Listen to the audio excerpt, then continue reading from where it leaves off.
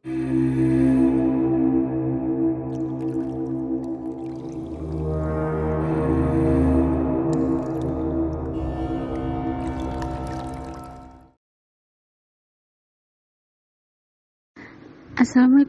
perkenalkan nama aku Rizka. Aku mau sedikit cerita tentang pengalaman mistis aku di masa aku kecil. Jadi waktu itu kejadiannya pas aku di Bekasi. Waktu itu aku masih tinggal di daerah Bekasi dan di sana aku memiliki seorang teman, dan teman itu yang aku ingat adalah seorang kakek-kakek. Kakek-kakek itu sangat baik sama aku. Aku waktu itu belum mengerti apapun tentang masalah hantu ataupun lainnya. Yang aku ingat itu, kakek itu tinggal di sebuah pohon depan rumah aku. Waktu itu depan rumahku itu ada pohon belimbing. Waktu itu aku di situ digendong sama mama. Lalu tiba-tiba ada sosok kakek-kakek di pohon belimbing itu dan ngajak aku senyum. Kakek-kakek itu ngajak aku senyum, dan awalnya aku jujur, aku takut banget karena namanya anak kecil ngelihat sesuatu yang asing, apalagi dia itu tinggal di pohon.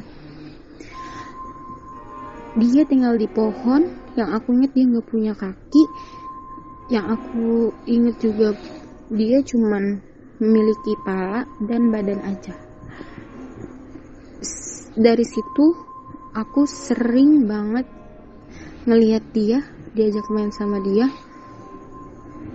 Bahkan orang tuaku sampai bingung, kenapa aku ketawa-tawa sendiri, kenapa aku kayak main sama orang padahal nggak ada orang.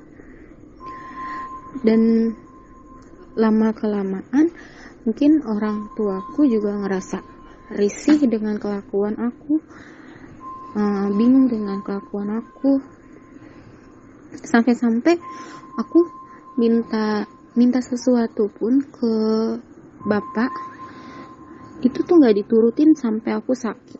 Dengan keadaan aku sakit, aku masih bisa tertawa ketika aku lihat pohon belimbing depan rumahku. Waktu itu aku sakit, minta dibeliin sepeda sama bapakku. Pas aku keluar dari rumah, pas banget di depan pohon belimbing itu, aku ingat banget dia bilang, "Rizka, kamu jangan bandel. Kamu gak boleh minta apa-apa yang orang tua kamu belum bisa belikan. Mungkin orang tua kamu bisa belikan, tapi mereka belum ada waktu." Di situ aku masih kecil, aku belum ngerti apa-apa, dan makin hari aku semakin nyaman berteman dengan dia. Aku nyaman diajak ngomong sama dia. Aku berteman sama dia itu awalnya memang benar aku takut banget karena sosok dia itu kakek-kakek tapi berwujud seram gitu. Ini kakek-kakek tapi seram banget. Dari situ aku berteman sama dia, aku sering dinasehatin sama dia, sampai akhirnya orang tua aku memutuskan untuk tebang pohon belimbing depan rumah. Dan dari situ banyak kejadian-kejadian aneh yang aku alami. Yang pertama itu aku nangis terus, gak tahu kenapa aku nangis terus. Walaupun aku masih kecil, tapi bayang-bayang kakek itu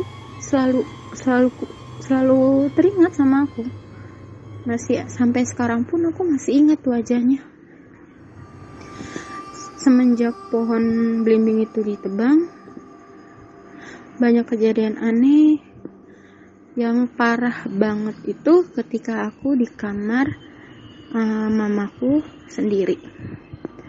Kebetulan posisi TV itu di dekat jendela. Dan pada saat itu kamar masih kosong. Aku masuk ke kamar, aku nyalain AC. Pas aku nyalain AC masih normal. Aku nyalain TV masih normal.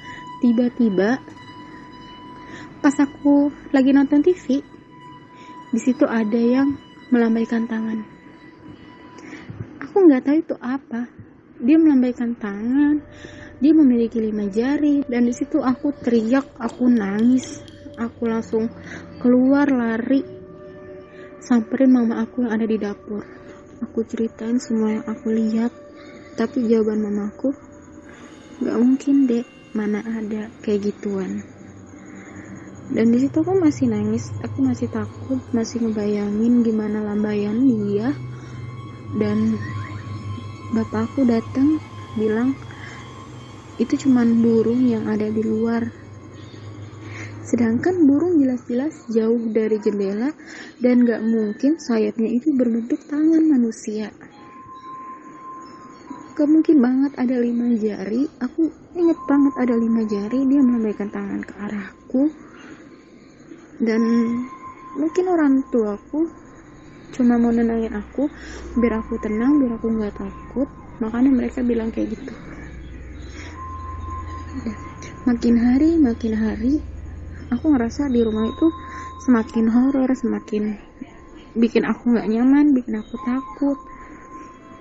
Tiba-tiba bapakku sakit dan harus pindah ke Ciledug. Setelah aku pindah ke Ciledug, kejadian aneh pun gak berhenti. Awal-awal aku pindah, aku ngambil piring ke dapur dan aku diketawain sama Miss Kay.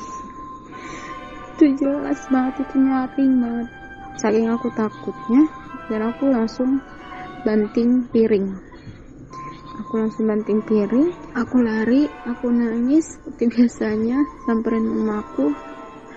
Kebetulan pas itu banyak orang di rumahku, dan aku ceritain semua, sampai semua orang ada di rumah aku keliling buat tanyain satu persatu, apa kamu dengar suara ini atau kamu yang isengin aku, kayak gitu. Dan semua nggak ada yang dengar, dan semua bilang ngapain mereka nakut-nakutin aku gitu. Dan di situ aku benar-benar merinding, aku takut pindah ke sini horor, di sana aku horor, terus aku gimana? Aku sampai mikir kayak gitu. Aku waktu itu punya pohon mangga di rumah Ciledug. Pohon mangga itu sudah besar, dan kata orang di situ ada sosok besar warna hitam yang mengintai aku dan keluarga. Aku memang sering ngerasain adanya sosok yang memperhatikan aku ketika aku jalan keluar, ketika aku mau keluar. Aku selalu berfokus ke titik pohon itu. Tapi alhamdulillahnya aku gak pernah dikasih lihat, dan jangan sampai aku melihat. Jujur sekarang aku ngerasa aku udah asing sama mereka. Aku udah gak pernah berinteraksi dengan mereka, dan aku sekarang pun gak mau berinteraksi dengan mereka. Aku sadar kita di dunia berdampingan, pasti ada mereka dan ada kita. Tapi yang selalu aku ingat, derajat kita lebih tinggi. Seperti itu. Wajar kita takut karena kita manusia. Kita punya rasa takut, kita punya indera yang bikin kita ngerasa gak nyaman. Semuanya namanya manusia.